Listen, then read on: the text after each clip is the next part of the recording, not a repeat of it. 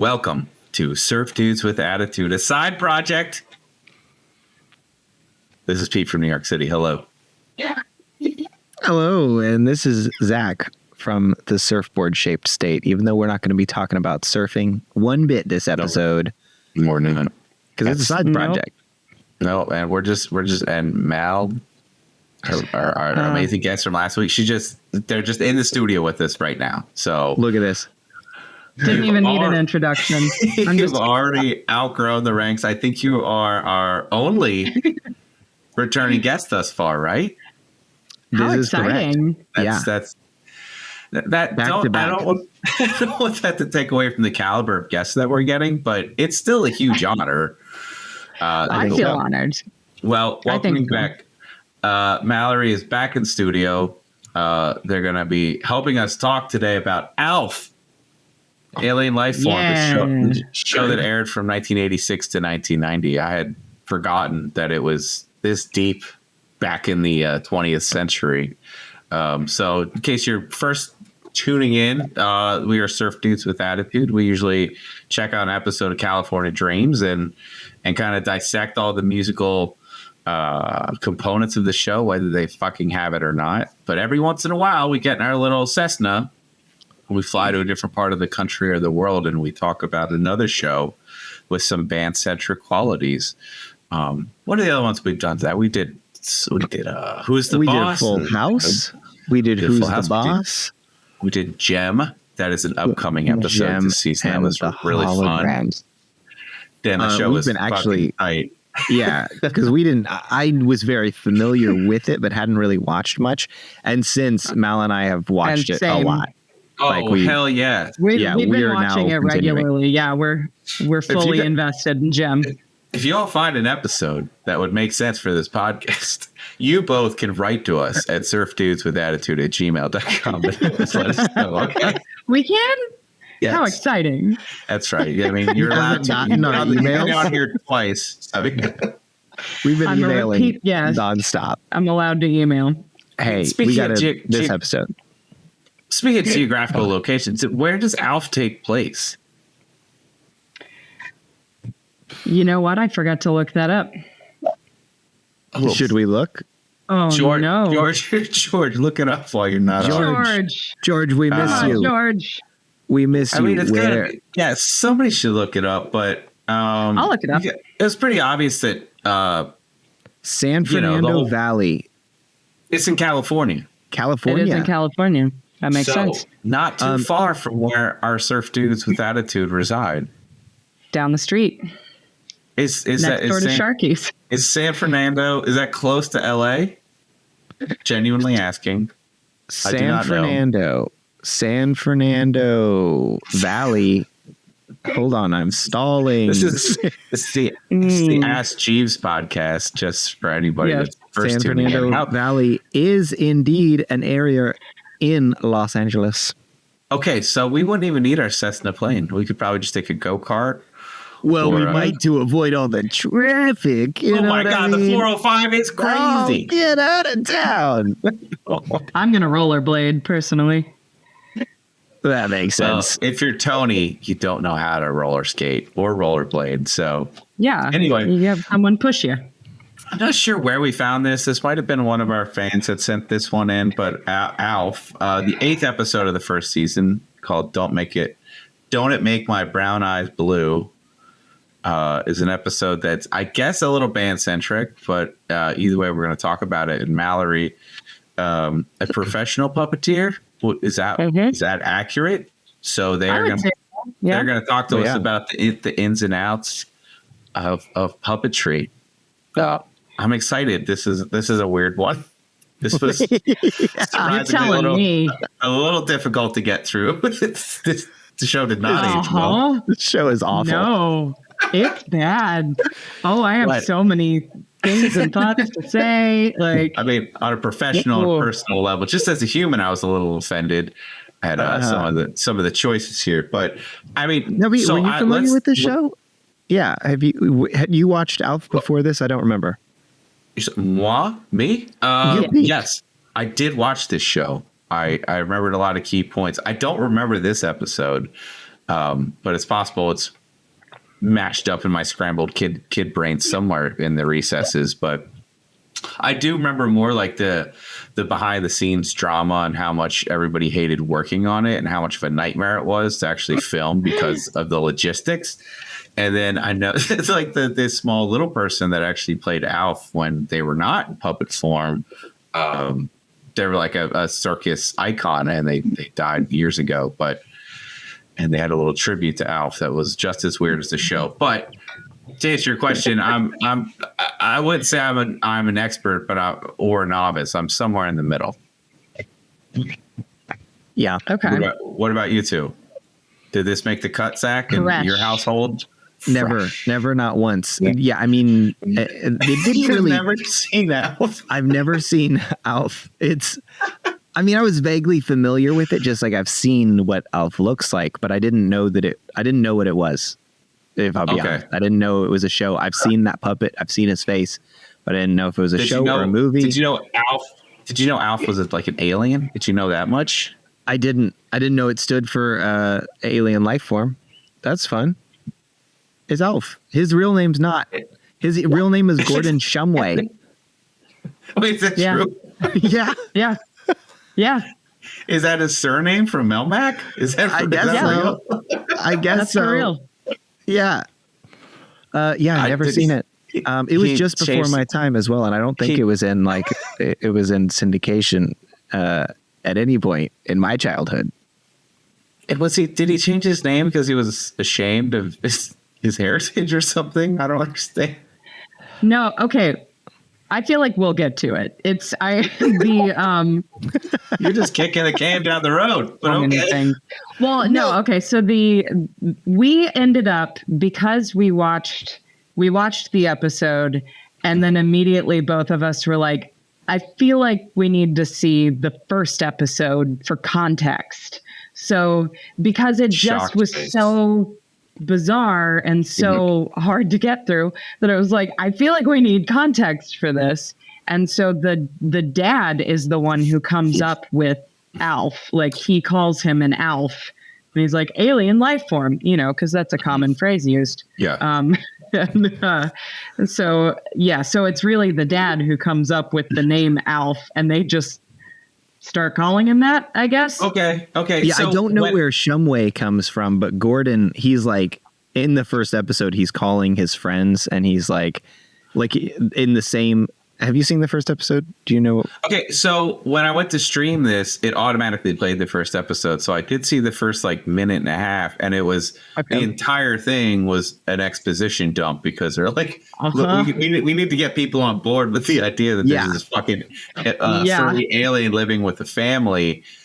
And it was the dad that was narrating it, and I was like, you know what? I just got to get onto the episode. I'm just gonna have to suspend some disbelief, and I'm just gonna hope my two co-hosts are gonna fill me in so this makes sense. You're in luck. Thank goodness. Apparently the dad has some kind of communication device that is speaking to the out there, and Alf kind of hears it. We find out his planet's been destroyed, so he's got to stay there forever. And he crash lands into the Tanner's house. Not Tanner. Tucker? What is their last name? It's Tanner. It is Tanner. It is Tanner. Okay. So close to the other Tanners as well. So then he's like, while he's calling his friends at some point on the same device, and he's like, hey, Dave, hey, Peter. I don't know if anybody's name is Peter, but let's say it is. Let's say it's our names. And then he's like, it's me, Gordon. And then continues. I don't know where Shumway comes from, but that's how we know. It's just a throwaway joke that you're expecting them to have some weird alien name, and it's just this very normal Jewish sounding regular name. Okay. Yeah. Ha ha ha. Great joke, guys. Isn't that great? Isn't that funny? But that's actually setting the one single time. Yeah, that's setting the bar pretty accurately for the rest of the Alf episode that we're gonna look at. Yeah. So normally when we jump in the episode, Zach, we have a catchphrase, but we're at a side project right now. So based on your extensive knowledge of Alf, do you have a catchphrase that you garnered from this show that we could start? I see. My instinct was to say let's don't. Let's try. Too bad. Everyone's listening. Can we just not? Let's eat a cat. All right, Sequoia Neck. Let's go. Right. All right, I'll edit something there. Maybe Alf talking. There's so many bloopers of Alf and the like. We should talk right off the bat. Like, this show has garnered some controversy in the last couple of years. That like we have unearthed bloopers of. What? It's actually very jarring. You see Alf during these bloopers, like just planting the N-bomb like a row of turnips in a garden. And he's saying some really sexual stuff, like in front of children, basically. So like they fuck up a take because, as we found out, it takes like 25 to 30 hours to film a scene. Or an episode. So everyone's like pissed, including the guy who's voicing Alf. And he's tired, they're tired. And so to alleviate tension, he just starts saying really inappropriate shit. So they actually had to come at the showrunner had to come out, like the main man behind it. Like, it was his idea. He was a showrunner, producer, director. He had to come out and be like, well, Alf's just he's saying it as Alf in like the third person. Alf is just saying stuff from a different time, a bygone era. So, Francisco is white and should not be saying any of those things. I'm glad you didn't say any of those things to start off the episode, Zach, is what I'm saying. So thank you. Yeah, that's why I kind of like froze when you asked me, because I was like, what reminds me of, what would Alf say in this moment? Like, well, I wouldn't say that. Something horrible and inappropriate, apparently. Yeah, I mean, there's that. Yeah, he definitely, Alf definitely crossed the line. But it's just the way he said it. It almost seemed like the only time that the actors would like break or have a smile. Like, it must have been just as such a tyrannical kind of set. And I can see with like the music video that comes up in this show, which is the crux of why we're talking about this. It's so in depth. It's so long. I can only imagine how much time it took from like a logistical puppet standpoint. So I can only imagine that the actors on here are just so pissed. They're not even playing second fiddle. They're playing like fourth fucking French horn to this idiotic fucking alien character. Yeah. I found out I also am new to Alf. Like, I did not watch this growing up. I knew of the character.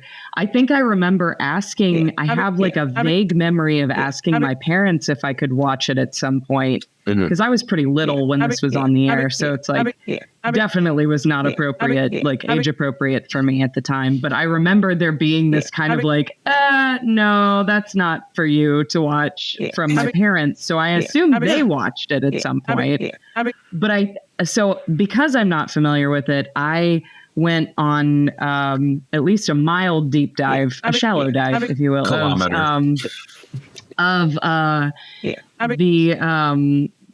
kind of the background of it. And like, apparently the Paul Fusco, the guy that created it and voiced Alf and did all this stuff, apparently he wouldn't let anybody refer to Alf as a puppet. They all had to treat Alf as an actor. I love that. Like, everything I'm learning about this person makes me think that he was probably terrible. I don't know. The creator also did the voice of Alf. That makes sense why it's not very good. Like, it feels like his voice felt. It wasn't regular enough to be just a regular guy, and it wasn't like there wasn't enough of like a voice or an accent for it to be like a funny thing. It was just like a kind of half-assed sort of thing happening. Like, he didn't seem like that good of I thought maybe like a comedian would voice him, but you're right. It was a person that came up with the whole idea.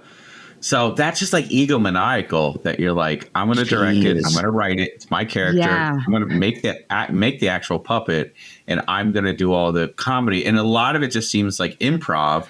So You're wearing a lot of hats there, sir. Is he too many hats, Paul. Was he doing the puppetry? Yeah. He was doing the puppetry as well. He was doing the mouth and the right hand, and then had an assistant do the left hand. And then there was a third person who controlled the eyes, eyebrows, and ears from like remotely. So that's how he was able to blink and change expression. And then a fourth person was the little person who was inside of it. The actor. Yes.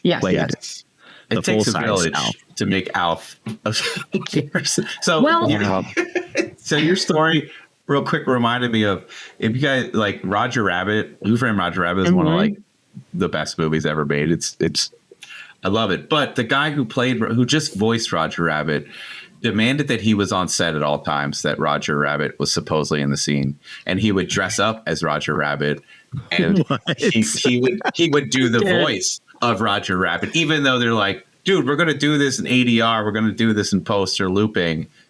Chill the fuck out. But like, you would see him in all the behind the scenes stuff. He's just running around like a fucking asshole. And like everybody's in full Roger Rabbit costume. What? Yeah, this is real. Was it like a human wearing Roger Rabbit's clothes, or he also was like he had a rabbit costume? Also, there's no motion capture. There's no reason. He just wanted to be in the character so much, and he thought it would help.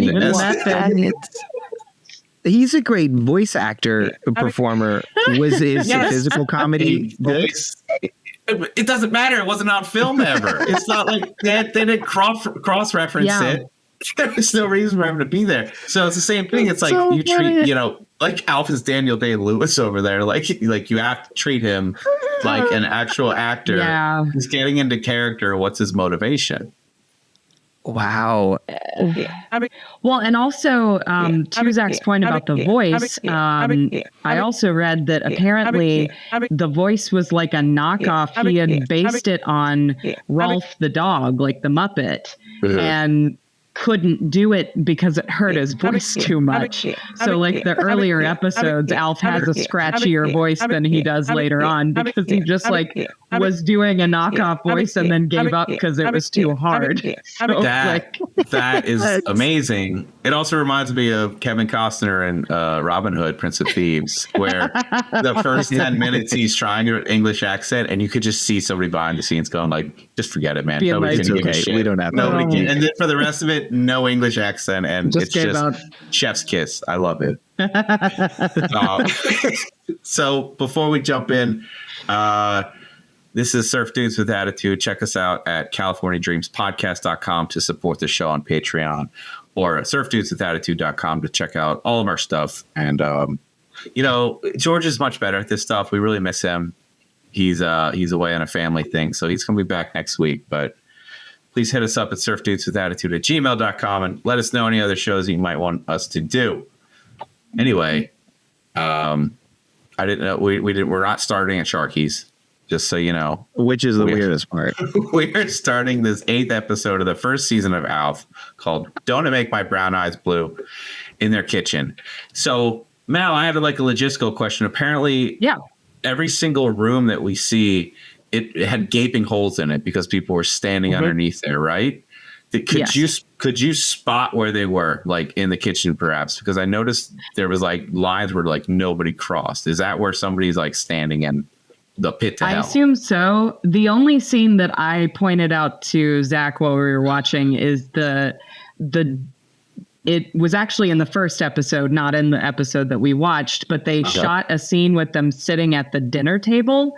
And rather than crop out the bottom of the dinner table, like you see a short tablecloth, and then there's a very obvious shadow underneath the table that like isn't person shaped, but absolutely that is where the actor is. Like it just, they didn't bother cropping. They didn't bother like putting a long tablecloth or even a table that has a leg that would cover it. Just straight up like in the shot right there. There they are. It's not like you could say anything because you'd have to address Alf by name as an actual person. You'd have to acknowledge the puppeteers who are a part of this. Gordon, your feet are showing. What's his name? Gordon Shumway? Gordon Shumway. Yes, Gordon Shumway. Okay. All right. Good. Wow. But no, so in the episode that we watched, they were doing a better job than the pilot episode of hiding things. I thought their transitions were a little better as far as like going from puppet to, I can't remember. Did they have the costume in the musical episode, or was it just the introduction that you saw it? Which costume? Yes, I think there was one scene where they actually had the little person in the like the full body. I think it was the full body music. But I can't tell though, because like movie magic and stuff. So the one scene in the garage where you see Alf kind of popping his head out, I thought it was a full person, but I think maybe it was just another puppet person having his leg. So that would actually make more sense because there's union rules about little people on set apparently. Well, okay, sorry. Like they're actors. Is that real? No, just it's they have to get twins. It's like the Olsen twins. So I noticed in the kitchen, like off the bat, Alf is immediately horned up for the teenage daughter, and it does not stop. This is the origin story. Worse. I hated the whole episode. This is the first incel in history is Alf in this episode because it's from start minute 1 to minute 22, he's into this girl and he does not really take no for an answer by the end. Spoiler alert, and we don't know how old he is, but like he is definitely. Oh yes, we do. Oh, we do. Okay, I found out. Okay, how old is he about? He's supposed to be about 300 years old. Okay, that's definitely above the age of consent, so that is statutory. We're in like vampire rules now. This is like Twilight level of creepy, of just like, dude, no. The teenage daughter in braces is not the one to go for, man. I don't want to talk about the braces. Those were abrasive. They were very up in our grill. She's supposed to be 16, so that we know. She's excited that a boy she likes in school wants to drop his equipment off in their garage because of some reason. It's really just a catalyst to have. His parents are having a yard sale, if you want to know. Yeah. And a garage sale, and they need the stuff out. And it's in the way, so he's got to give it somewhere, and why not at her house? Well, I mean, us being California Dreams experts, we know how to like just shift all the instruments to the side of the garage, Exactly. We've done it a million times. I mean, you got to make room for all kinds of vehicles, and mostly vehicles.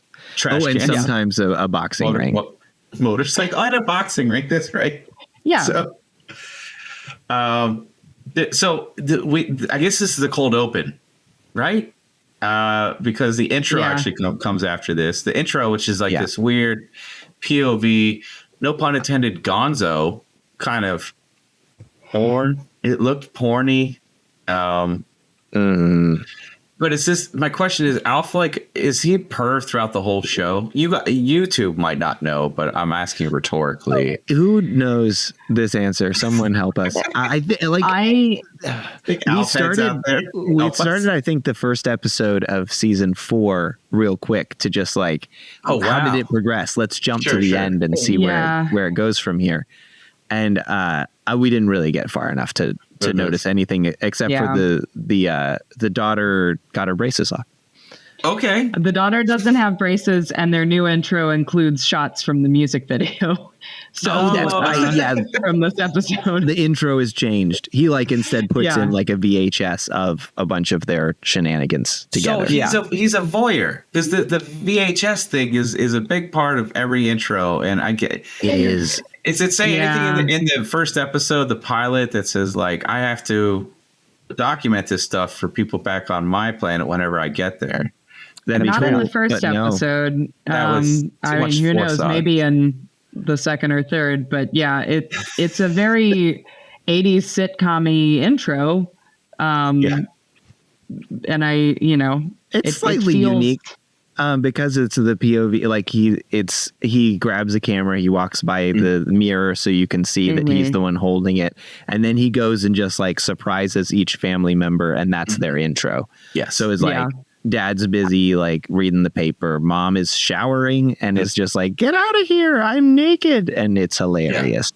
Yeah. And Startled it's Glee, the 80s. everybody. I think that's the reaction of any intro from the 80s is like, and then they're happy, like just yeah. Mom's not happy. Mom's not happy. Mom's not happy. Well, Yeah. he's trying to film her in the shower. Okay, Yeah. Like, that's I don't blame first her.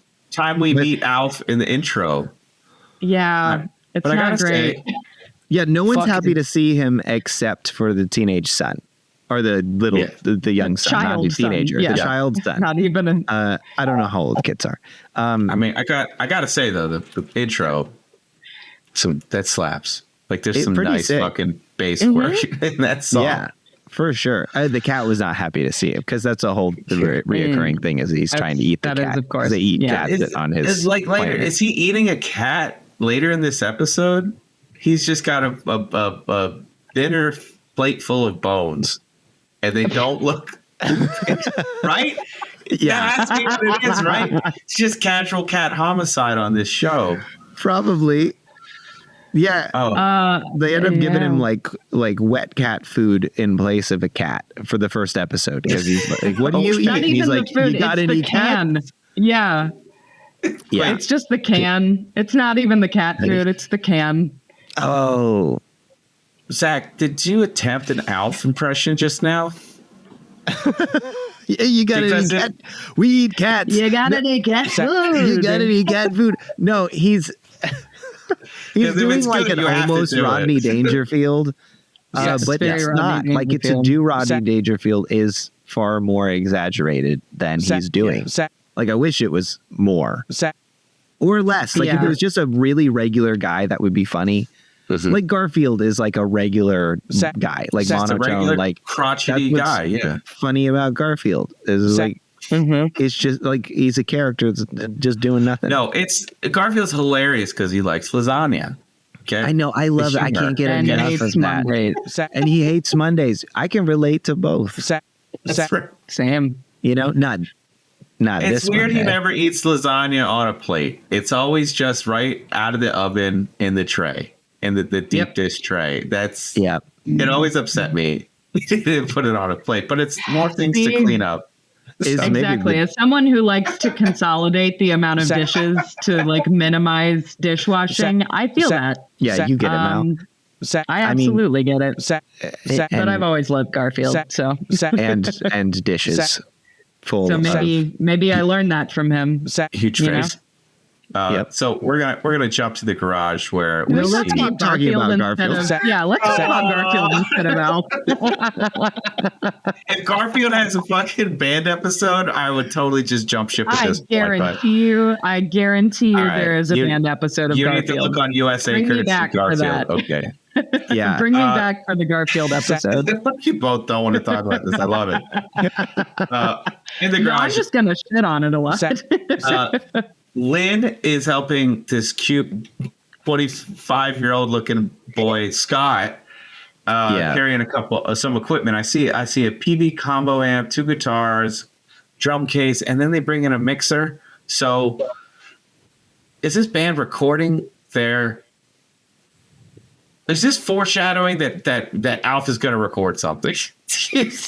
They actually that was the tip off. We're like, wait a second, why do you have so much equipment here? How does Alf know how to do any of it? He doesn't know how to turn it on. You know what? Later in the episode, he has to get it turned on for him. How does he know That's how a to good point. Alf is fucking sick at post-production as well, that we're going to get into later. That's But, what I was Jesus going to Christ. say. Yeah. That part is rad. The song, not rad. Catchy, but not rad. I don't remember how it goes, and I heard it yesterday. Baby, you're out of this world. Something like that. Yeah. I remember it's something about you're out of this world. So Scott is in a band called the G-Men, or they were the G-Men, and then they changed their name to Doors. It's a whole joke. But there was, like, within that joke is the line, something about like, well, your name's Doors. Nobody will remember that band. But the joke was that it was only 15 No, like 10 years after the Doors had ended. Yeah. So, but now that joke actually works because most people do not know the Doors because it's been way longer. Yeah, 40 fucking years. The one joke that aged well. Exactly. So I've seen Lynn is thirsty. She is thirsty to be a groupie. She's like begging to get invited to their next show.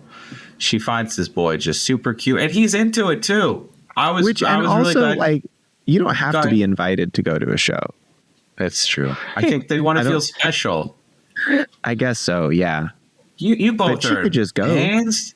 You have heard people in your life, they're like, well, why don't you invite me to the next one? I'm like, it's social media. You just go. We need as many people there as possible. Just look at it and please come. Assume that when I say, hey, this is when it is, come to it. I'm talking to you directly. Literally everybody just come out. Okay. Support local live music. Thank you. That's unless it's really bad, and then, save your time and money. Bad bands wouldn't succeed. Was anybody else annoyed at Scott's sweater in this scene? It looked pretty itchy. Contraire. Val immediately was I like, was immediately I want that. I love that sweater. I want that sweater. I like the design. I'm just saying it looked a little itchy, and it looked a little like sneezy.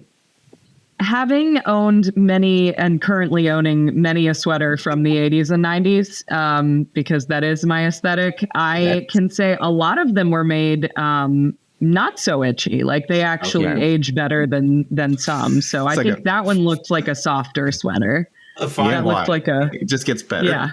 Okay. Yeah. It really does. So and maybe you might he be layered, envious. you know, might be he envious probably of that has sweater. like a turtleneck underneath there. He probably does the Jake Summers thing where he just has multiple layers. Yeah. See, we're trying to bring it back to California Dreams in case anybody's waiting for it. So I was surprised in the scene that Scott was like into the idea. I'm really glad they didn't do the whole thing where he's just kind of a jerk musician. Yeah, no, he seems kind of sweet, actually. Very sweet boy. Yeah. And, like a big nerd. And so he's into it. And Lynn's into it. But Alf is into Lynn. And that is the conflict. That is the A, B, C, and D plot. It's just it. Normally, California Dreams were treated to multiple side plots that we don't give a shit about. But this one, this is it. This is the whole crux. Unless I'm missing something, right? There's like an almost side plot, but it really circles back to Lynn, where mom, the mom where Alf is talking. Yeah, Alf's talking about a girl that he likes, and she's and like gets a little excited. Good. Like mom gets a little excited, and then is kind of jealous when she finds out it's not her. Confused about and leaves that the room. Too. Like, how is mom into Alf? Is that ongoing? Okay, I have a whole theory. I can't imagine she's entered into her husband. Sorry, that guy's he's like a dick. He's like a dick in real life. Rest his soul. But like she does not look like she has had sweet love for a very long time. They even mention it in this episode. They're like, I don't know what this is like when you hitting on me kind of thing. So I think she just likes any affection. And so we first see this when we go to the laundry room. Does Alf live in the laundry room?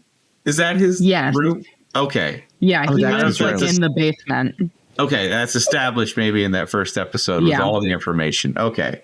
So Alf is redoing it. The mom comes in, and then Alf lays this hypothetical on her that he's into somebody. Why she can't see what's going on, and she attributes to herself, I can only guess. So sex and attention-starved housewife of the 80s. Very tropey. A classic trope. Great hair, though. Great. Fantastic hair. Her hair changed a lot. Oh, her hair changed also through the seasons, but it did. Okay, it went through. I'm writing that down. Thank you. Yeah, in case you were wondering what else changed. It also looked great, though. It looks great throughout. Fun and quirky the whole way. Yeah, very timely, fashionable hair. Well, very appropriate. It was cute. as two people here, Zach and I have been harmed watching a TV show where they just do away with the mom character. It's nice that one lasts the entire time. Yeah. Gets to change things up a bit. So yes. Kind of a fashionable mom.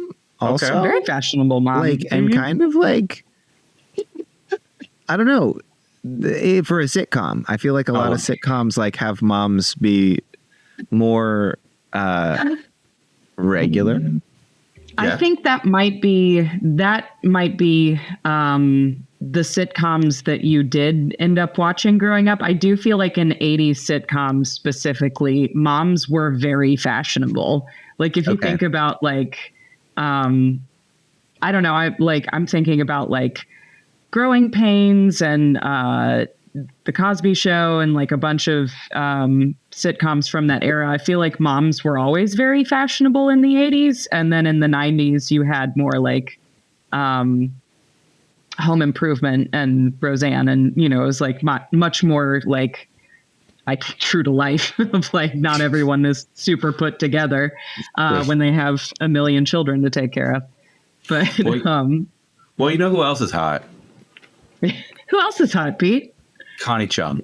Apparently, yeah. Referenced a lot in this. Yeah. In 1986, she was. Connie Chung is hot. Yeah, no, she is. Sure. Yeah. I mean, Marty Povich getting it. Yeah.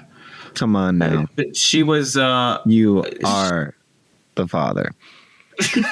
You are the dad. You are the daddy in this situation, Marty. I guess she was. This was when she was breaking out her correspondence job. But Alf is really into her. So my question is like, what is Alf masturbating to? Like, are people? How long? Apparently, the news. How long has he been on Earth?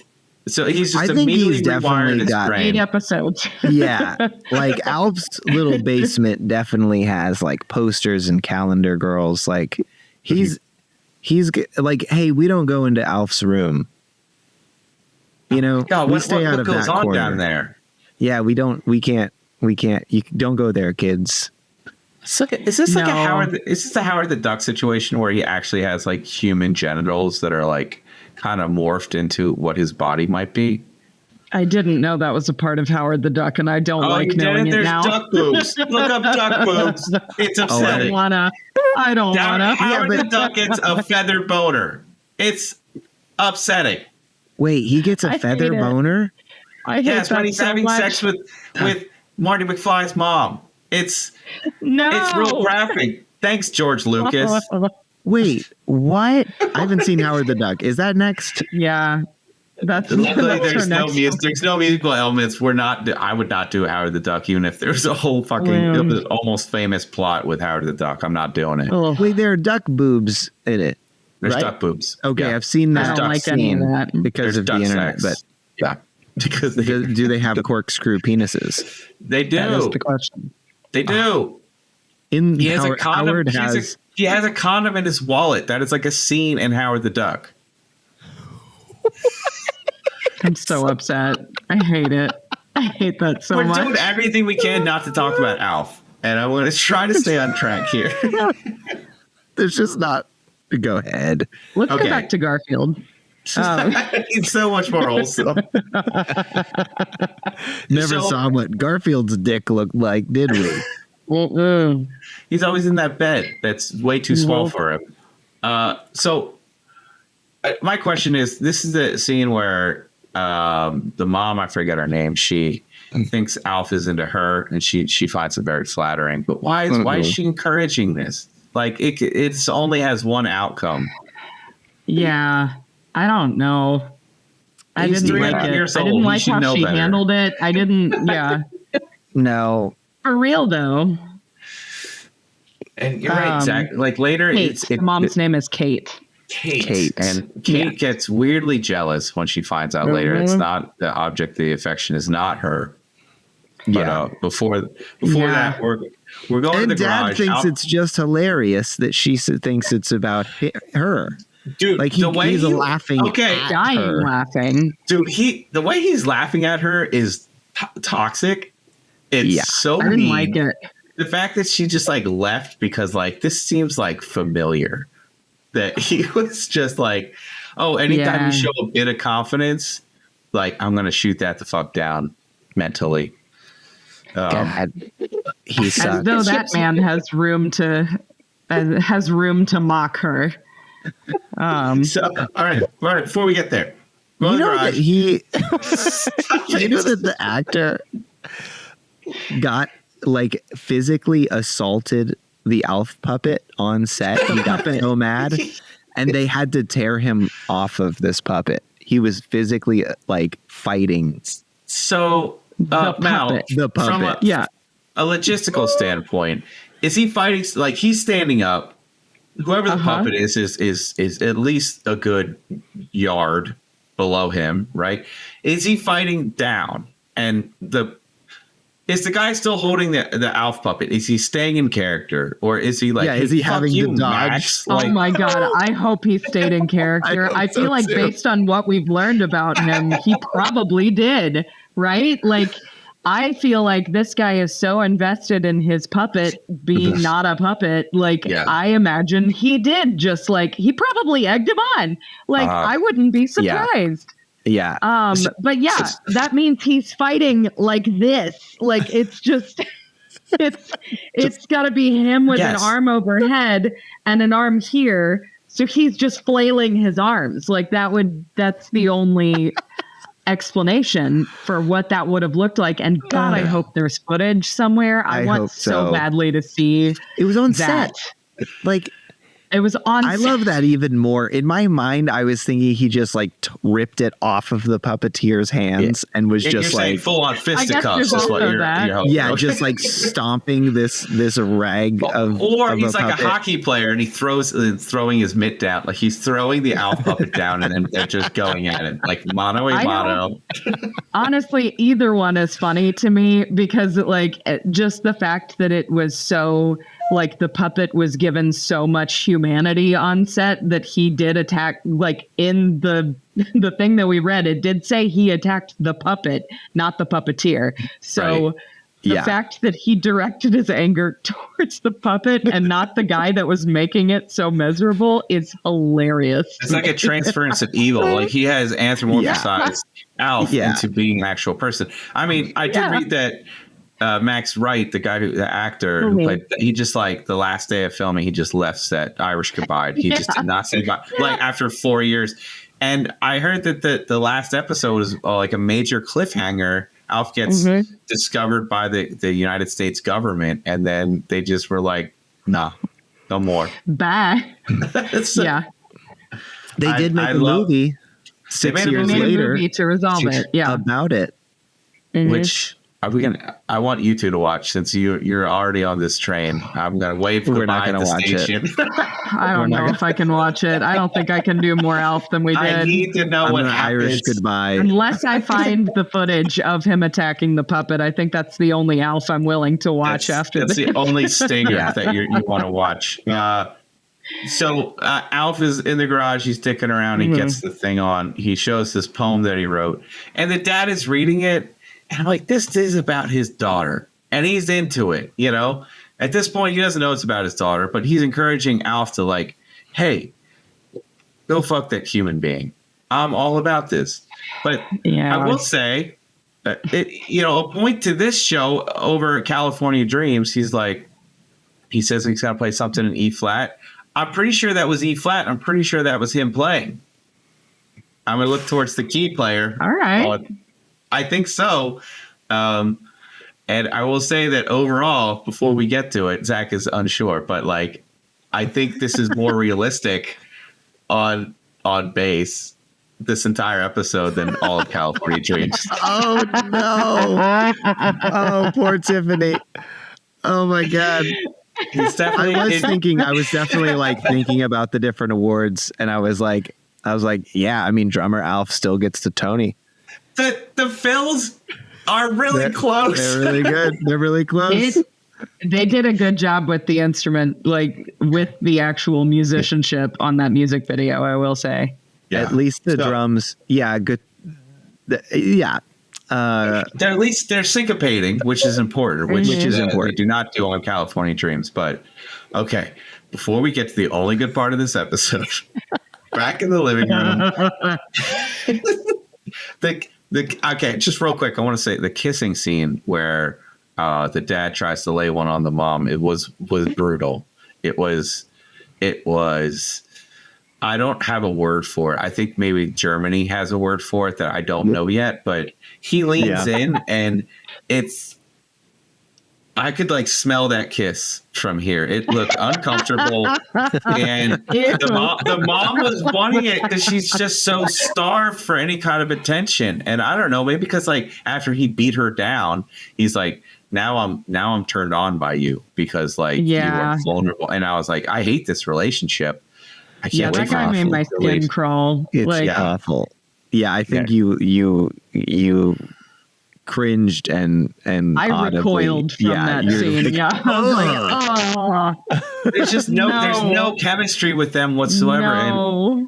And I think ironically, the most chemistry in the show is between Dad and Alf. Like they do have like a mostly hate relationship. He's the only one that kind of treats him like I believe that's an actual other character. Everybody else, it's like they're playing for the puppet. So ironically, it seems like the dad is the most adept at working with this puppet, and that became his curse because he hated it so much. Maybe that's why he beat the shit out of the puppet, not the puppeteer. He's like, you were my god and master. He just bought into the whole thing. I'm sure what every character felt working with Steve Urkel. Basically, they're like, I need you. I'm like an epiphyte on a tree. Like I'm a parasite under a whale. Like we need each other to survive. But I hate you. So so anyway, the Lynn is off on her date. They are at a basketball game or something. Yes. There was late. A basketball game. Alf is out jamming. The neighbors get called. And then Lynn and Scott get back. And then Alf proceeds to cockblock the shit out of these two and calls the guy a sequoia neck.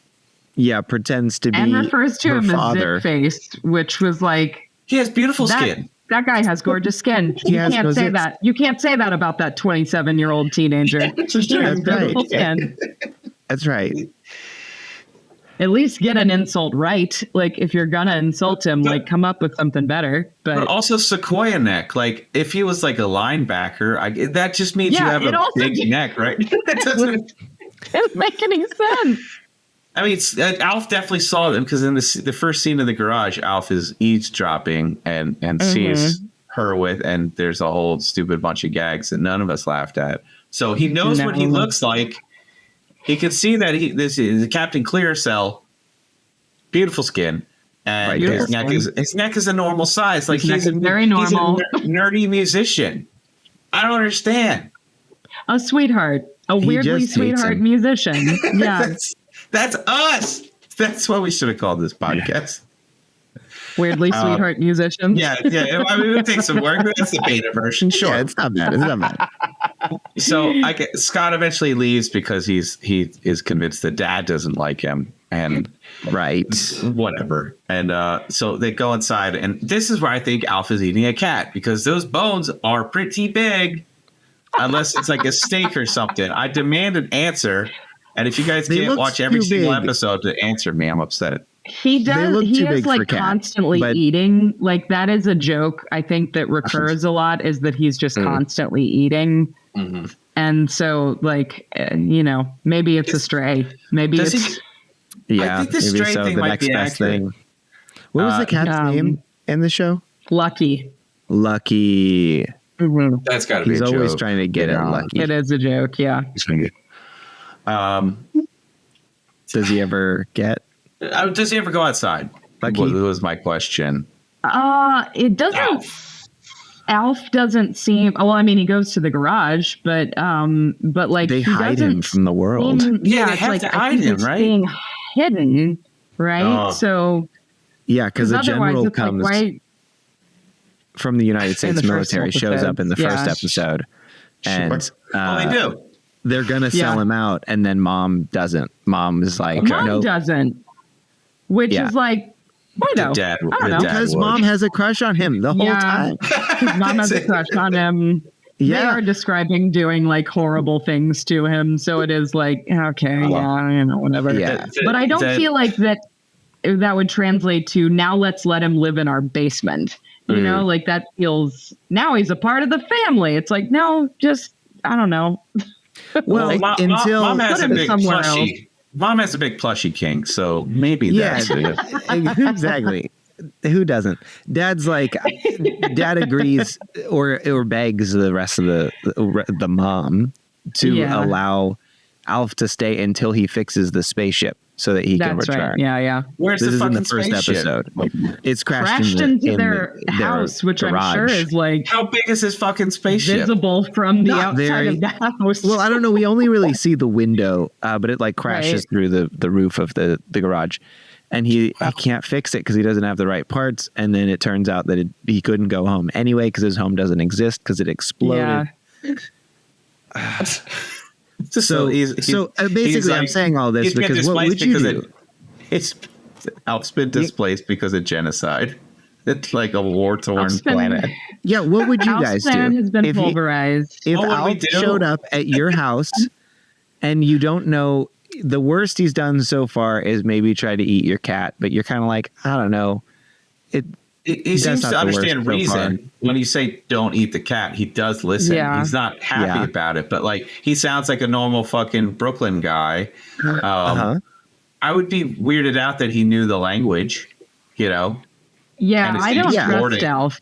I would not trust Alf. Would you have given him up to the general? I'm sure the U.S. but government. I wouldn't let him stay. Like, where would you I wouldn't have given him go? up, but I would have been like literally anywhere else. It's like, go find someone else who wants to have an alien in their basement. But like, I don't. Like at most, he could stay like in the garage or somewhere not attached to the house. You know what I mean? Sounds like you would let him in, even though you don't trust him. Yeah, it sounds like he'd make his way into the house. He's going to bore his way into your heart. That's what it sounds like now. Yeah. No, the more time I spend with Alf, the less I like him. So I feel like the sooner he would be out of the house. Sounds like Mallory's upset that Alf isn't into her as well. So yeah, that's what it is. It's just a fucking heartbreaker.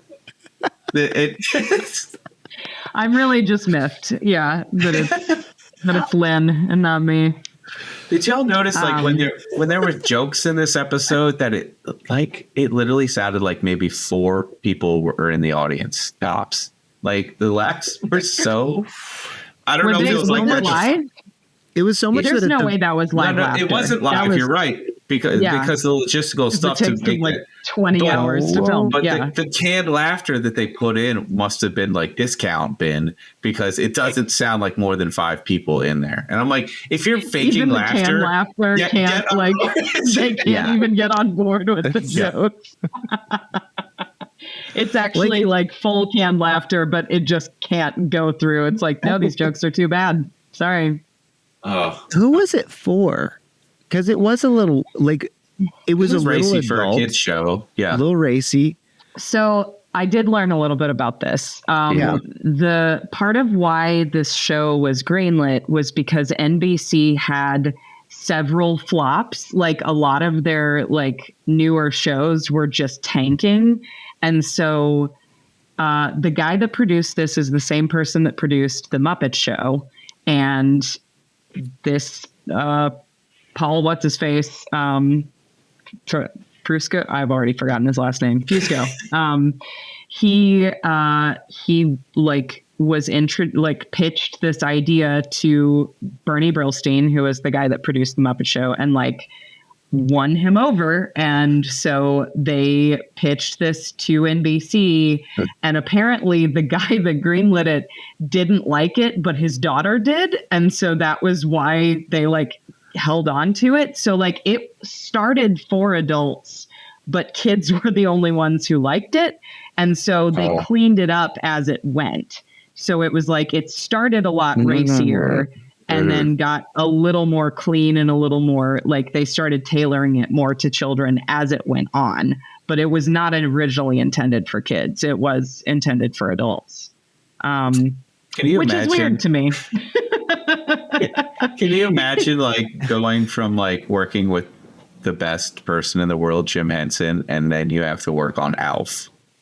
Apparently like he didn't want to. He was like apparently not like kind of like, are you kidding me? Like didn't want to work with him because he's like, I've worked with Jim Henson. Like I've already worked with the best. Like you're pitching me something like, but apparently won him over. And I don't see how. There's nothing likable about Alf, like intentionally. This character was created to annoy this puppeteer's like family and friends. Like this character was created to be obnoxious. So I'm not sure what the selling point was. Wait, who's what? Well, I want to ask from like the logistical puppetry standpoint, like how was Alf? Like from a puppet standpoint, was he a good puppeteer? The guy who was okay. I thought there'd be some nuance there, but he's just no. Okay. I would argue no, and I'm sure. I mean, Alf's success can prove me wrong, but I really like, as from a puppeteer standpoint, I didn't feel like his lip syncing was that great. Okay. I think it was better than average, but it wasn't like, it was definitely not Henson level puppeteering, and really even kind of fell short of some kids show puppeteering, honestly. If I'm like, it's not great puppeteering. I will say from a technical standpoint, again, this is more so like the first episode that we watched, they did a lot more jumping back and forth from the costumed actor to the puppet. And I will say that was very effective. Like the way that they did it did actually give some three-dimensional, like it made him feel more real because they did do really, like, I thought, well done jump cuts. I didn't see as much of that in the episode that we are talking about today because it was mostly focused on the music video.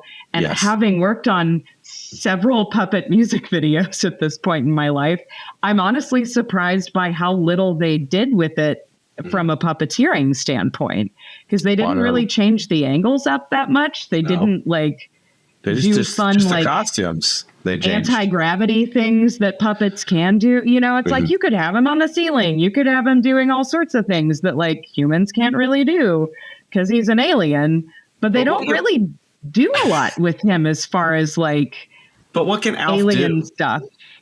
Exactly. What can he do? Like, that isn't just a regular sitcom actor. Why do we have this alien puppet if he's just like a regular person? He's not super smart. Shaped. He can't fly. He doesn't read minds.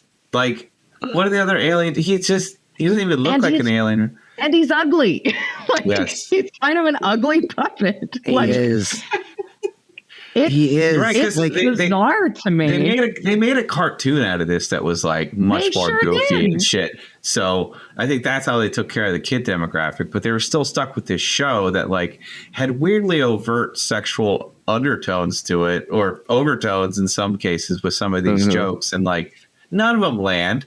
They don't make sense for either demographic. Like, lean into it if you're going to go one way or the other. So I do feel like we're bearing the lead a little bit with this music video. So it's basically the rest of the fucking episode. Lynn gets back.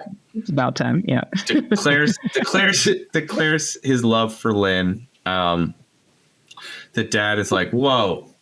And nobody's shutting this down right away. They're just like, oh, well, she likes to bone guys her age and her species, Alf. And he had a weird line here that was like, chill. Very chill about it. He's like, I'm paraphrasing. He's like, I've learned to accept that teenage girls won't date me either. That's what the date says. He's like, so yeah, I was confused. How the line came across. That is how it reads. Okay, good. I think what they were doing was like, because dads have trouble with their teenage daughters dating. I get that. I'm coming to terms with this too. It's written real poorly, though. But it's written real poorly, and it's clumsy. And Yeah.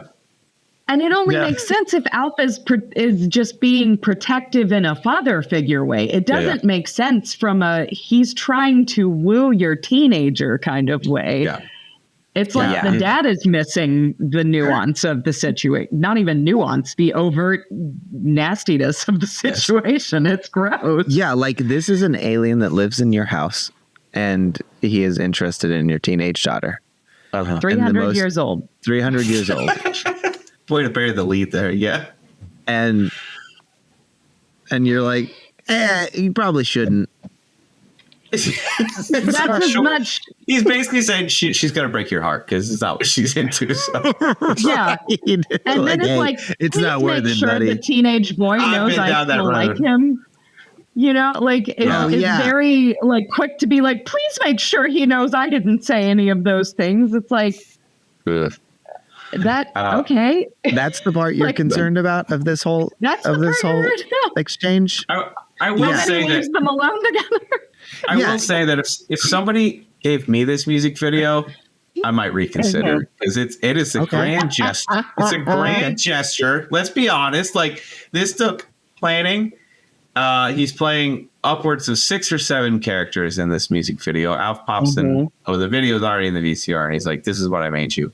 He wrote a full fucking song. He expanded on that poem. He wrote lyrics, and there's like 3 guitar solos in this song. Like this, there's a sax solo, which really was my I thought favorite. we were only getting the sax solo. So the music video, let's do it. You can see if you're on Patreon that Mallory and Zach are both dressed up as characters from this music video. That's right. So we got Elton John, Stevie Wonder, Bruce Springsteen, ZZ Top, and Keith Moon that were represented, I guess, in this.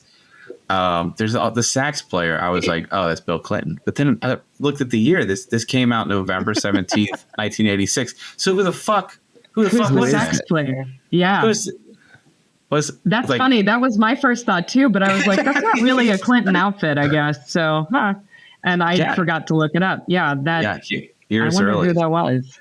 So you're right. I did notice it's basically one angle for each person, and they don't really get creative with it. But the song just keeps going on. This is like a 3.5 minute song. Like very long. It's longer than any California episode. Is another 25 seconds of this. I know. If only we could have this energy in a California Dreams episode. But I was like, how many guitars were there? Let's break this down. Were there 3? Three? I think there's 2. I think there's 2 because Alf at one point I guess he's playing rhythm guitar because he's holding the microphone and singing, and I'm like, you could have easily had that on a mic stand, but the other guitarist doesn't come until later. That there's so many different things, and there's so many different facets of this song. But as Mal said earlier, it's basically like you're the one that's out of this world. Great line. Yes, I mean, what a good song to sing as an alien, you know, to a human teenager. So, like we said earlier, the bass is pretty. The notes probably don't match up, but the fingers do. Okay, and I'm very surprised about that. Alf is basically playing in third position because of his little arms. So he's doing a lot of boxing, but it's way better than watching Tiffany kind of fuck up the 3, 4, 5 notes on the 2 strings. So big words. I'm calling you out. The drums are accurate, but the guitar is trying to do it. The guitar is not bad either. Like he's obviously not hitting the chords well, but like when the solo's going. He's actually syncopating with it. If there's a bend, he's going on a bend, even though his big fucking floppy like glove fingers aren't really going to make that sound. The same with the keyboard. You know, the keyboard doesn't really match up too well. But if there's a syncopated part, he's definitely doing it. I did laugh at like after the dad leaves, after he plays his thing and leaves. Yeah. I pointed out to Zach that it was like lazy left hand. Like there was a because it's 2 different puppeteers, you know. So it's like the main puppeteer again, I think he's doing Alf's right hand. So he's doing the mouth and the right hand. And then there's a second person doing the left hand. And I think because they couldn't see, it's just like barely like touching the key. It's like the right hand is like really going for it, and then the left hand is just like barely touching the keys. Which is always a fun thing to spot with. And it's just yeah. So I guess they're getting the Jenny Award this week. They're exhausted. Yeah. I mean, in his defense, the left hand. It's Stevie Wonder, and they can't see. Hand. Okay, it's just Stevie Wonder's left hand, all right? No, this was when it was still just Alf. This was pre-music video, but yeah. Right, okay. Oh, that's you're right. Yeah. But we did notice the actual music video. It starts off pretty normal, and he actually says, she's like, "What is this?" It's just the garage. She's like, "It's an establishing shot," and I'm like, "Wow!" And then the fucking post-production and the special effects on this are out of this world for real. They really are. There's a shot of a TV, and then the music video is coming out of that TV. So it's like this Russian doll Inception kind of thing. It's incredible. It's like, wow. It's good. Yeah, it's good. And you see him at the computer making this in the video. Yeah. Yeah.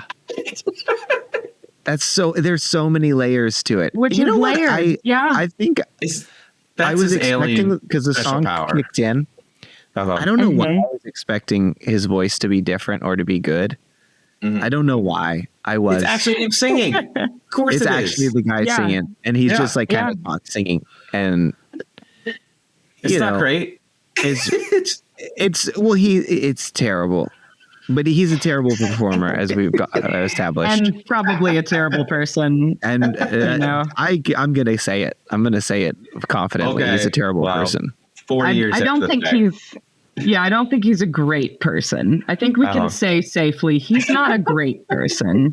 Maybe we can't condemn him entirely, but I don't think this man created a show in which a 300-year-old alien is trying to woo and seduce a teenager. A 16-year-old. I'm good. Yeah. I'm good with saying he's terrible. Yeah, he's a bad dude. Is he alive? Well, just devil's advocate. What if it's like reverse, like horse years or something, and 300 is actually 16? Nah, I'm not buying it. Okay, all right. Paul Fusco. Paul, are you still alive, Paul? Yeah, he's still alive. Trampling on the man's grave, almost. All right. Not yet. That call me next year. So after the music video, she's like, wow, that was amazing. Did you notice she like totally flubbed a line and they just kept it in? And that, and I'm not slagging the act. It's just more like it takes 30 hours to film this one episode. Like it just goes to show that everyone's just so annoyed and they're like, we got the hard part done. And this is just so secondary. Everything's been humans have to say. Also might have happened is that I don't remember what she said, but she was just like responding to him and kind of like stuttered over a line and like half repeated a word to get it out. And like probably what happened is like she was like, she's like, I really like I wanted to redo that take. We've been redoing take after take for this fucking puppet guy, and it's the one time I get to speak. I'm trying to be an actor, trying to take this seriously, and he won't let me redo the line because he was too busy. Like now we're out of time because he was. The puppet union needs a break. Probably. That's just crazy. So that's basically the end of the episode, and I will say the one thing that I will give this episode credit for is how I liked how Lynn handled it. She was very sweet, but without any sort of like she was very clear about like boundaries and was just like, I'm not into you. I'm not at all into you. That's really nice. And he's like, so you'll go out with me? And she's like, those are two separate things.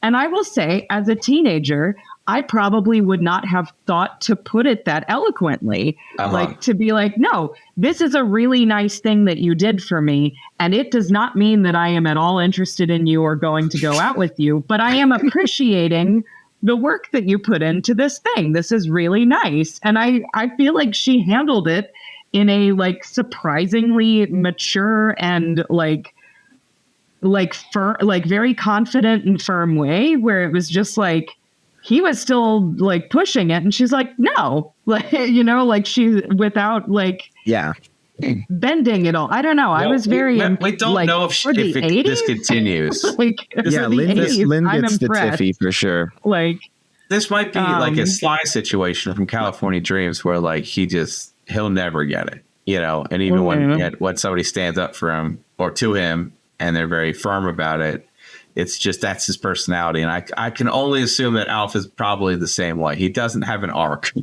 Alf does have Sly vibes, doesn't he? Yeah, like is this going to continue through the show, you know, where he's just constantly like hounding her? Or is it like, maybe not no, her, but other well, yeah. I feel like he's got to be hounding other people, right? The whole point of Alf is that he can't interact with that many people, though, because they can't know about him. Yeah. Like at some point, it's got to have like friends, right? I mean, you have to, grandma. Otherwise, they have to keep finding situations to bring other people into this, because that is what sitcoms do. Yeah. Like maybe they dress him up, you know, E.T. style to bring him out. For sure. There has to be some covert like costuming stuff.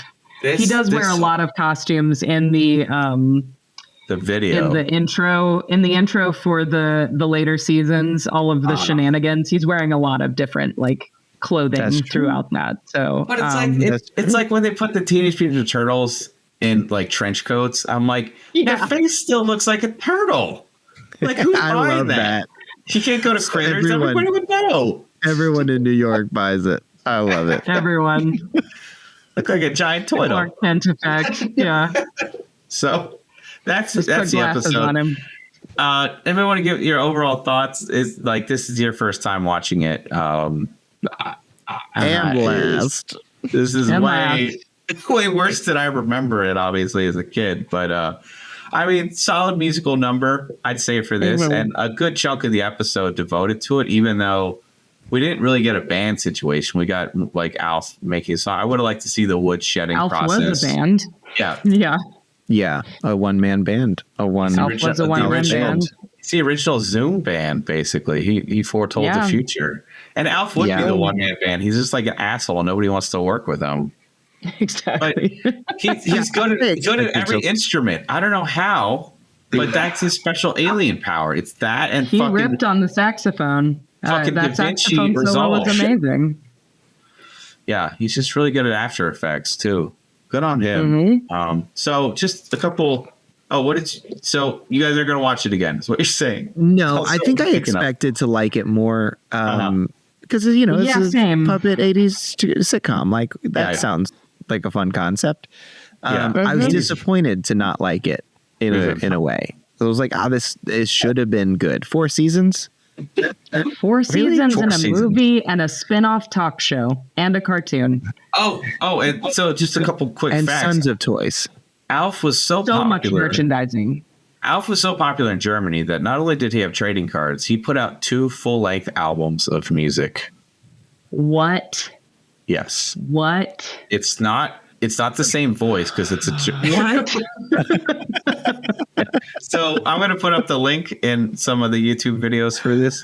And that's why they lost the war. I'm disappointed in you, Germany. Speaking of Rodney Dangerfield, who also did a rap album, Alf does a rap song I forgot y'all should listen to. It's something, but the music done in the music done in the show is made by a dude named Alf Clausen. And he also did the music for The Simpsons, The Critic, and the movie Half Baked, among a bunch of other stuff. His name is Alf? Alf Clausen, ALF. Yeah. I can't think that that's a coincidence. I cannot think. No, I guarantee you they only hired him because of his name. Like, there is no way that was just a chance. Like, Yes, I don't believe that was just chance. And he worked on The Simpsons? Yeah. Like, he did the Which came first, music? I wonder. Well, so the main Alf would have. Simpsons theme was, of course, Danny Elfman, but like Yes. a lot of the in-show music was done by Alf Clausen. Wow. Wow. And to the far superior show, the Critic, he did all the music for The Critic, which is a great show. Interesting. I love Okay. it. Yeah. And yeah, Like a successful person. yeah, maybe the most successful from the show. Wild. Quite possibly. I don't know. Apparently, Paul Fusco was super successful with this. In his own mind, maybe. Here's the crazy thing. So Disney was interested in buying Alf. This was something I learned right before this. Disney was interested in buying Alf, and the thing that like prevented him from selling it was Disney wanted, as Disney does, Disney wanted to own all of it. And he was like, no, you are not getting my, like, the rights to the character because I'm going to merchandise the shit out of this thing, which he did. And and then like was performing, I think still might perform to this day. Like, I think that is what I'm understanding is like, he still is making money off of Alf. Like, that is still a thing that continues to this day, probably like barely at all, but like I didn't get that far in my research, so I don't know where Alf is today. But I know that he was wildly successful, and because he owned the rights to the character, probably made a fuck ton of money from it. Yeah, I'd say so. I think the last thing I saw out, it was like a Super Bowl commercial like 10 years ago. So if the guy's still alive, there's no way that there's no way he would let somebody like else do this. Something. I have a quick question to end it. Do you think that he ever brought Alf to like a board meeting or like a writer's room, like as the character? Yes. Right. Okay. Yeah. 100%. Right. Okay. That's what I thought. Or like, he brought him to all the pitch stuff. He had to bring him to that Disney meeting. He had to bring him He absolutely brought him to all the pitch stuff because that's how he sold the show. Was he would perform the character. And apparently so he's was charming. So he's enough. like answering the questions as Alf. Yeah. This is honest. Okay. It is demented. Puppeteers are insane people. I need you to know this. As a puppeteer, I can confirm I'm insane, but I also know for a fact that other puppeteers are insane. And like, I've heard stories about Sherry Lewis, who did Lamb Chop, would like bring Lamb Chop to negotiate in meetings and would like full on bring out the character. And what? Like puppeteers are insane people. And like, I love it. And also is like, God, I choose to, I tend to work with people that love puppets, but aren't puppeteers because of that reason.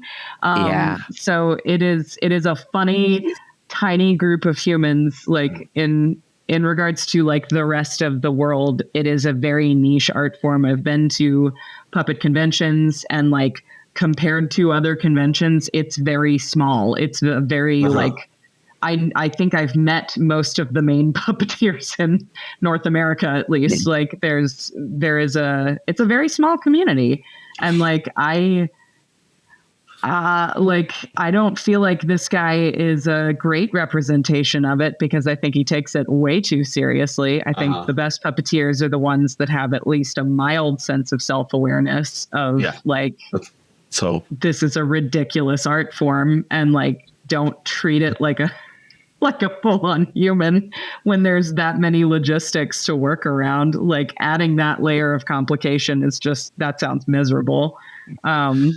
That's a lot. So, I wonder those late night conventions when the puppeteers get together and drunk and somebody brings up Alf and then they get really heated about it. Like I want there to be some dissent among these people. But as you're saying, I have been to the late night drunk portions of the puppeteer conventions, but they mostly are just like partying. Hey, Jeff Dunham, fuck that guy. Yeah. Seriously though. Yeah, that's it. Fuck that guy. That guy. Bring him fuck that name. guy. Well, that's going to do it for our ALF episode here on Surf Dudes with Attitude. No, let's keep talking about it. Now I want to talk more about ALF. He won you over. I knew it. He's into you. What did you think, Pete? Yeah, what did you think of? I felt similarly, where I was bummed that it wasn't as. I was hoping it'd at least be dirty enough that it would be funny, and it would be campy enough that I would be like into it as an adult. I'm like, oh, I get that they're going for, like, everybody's in on the joke, but I remembered ruminations in my mind about like how everybody hated being on set, and like once you find out that like, you know, the 3 strike law, basically, when somebody writes, produces, and directs something, like it becomes this vanity project, and they don't take no for an answer, and then it just becomes this singular vision. And sometimes that's amazing, but most times it's bad because there's no quality control. So, and if this is just the first season, because normally like quality kind of dips a little, like I can only imagine that like halfway through the 3rd season it would be such a slog. So it's a bummer, but I'm glad we did it, because like it did show like a musical aspect, and it showed that just because you're a puppet, you can still fucking rip on your instrument and make it look real. Take That's right. California Dreams. And speaking of which, next week we're going to be doing a question of math, the 7th episode of the 2nd season of California Dreams. So we will be back for that. If you want to check us out, it's at surfdudeswithattitude.com. That's got all of our stuff. And then CaliforniaDreamsPodcast.com to check out our Patreon. That's how you can support the show. We'll be back next week with George. I really want to thank Mallory for coming on the last 2 weeks, jumping on board and helping us out. We're definitely going to have you back multiple times. You are a great addition to this show. What a great person. Do you want to plug anything? We have a huge audience, so whatever you want to talk about. Really, the only place online that I'm active right now is at wicked.ida on Instagram. Okay. And that is my stage name, sort of all encompassing burlesque puppetry, art, and general shenanigans. That's great. So follow if you feel like seeing a lot of like dumb memes and not much else, and sometimes art. Can you well, as we sign off, can you sign off with your puppet that's behind you? Or is that too performative? Not is that at all. Okay, No. I know you've like lived for this moment. So anyway, for this is Pete with Surf Dudes with Attitude from New York City. Everyone drive safely, and we'll see you next week. Okay. Thanks for listening, everybody. This is Zach. You have a good night. Thanks, everybody. Thanks for being here. Thank you. This was Mouse. Go fuck yourself, Jeff Dunham. Get fucked, Jeff Dunham. Do better, Alf. And thanks for having me. Yep. Thank you.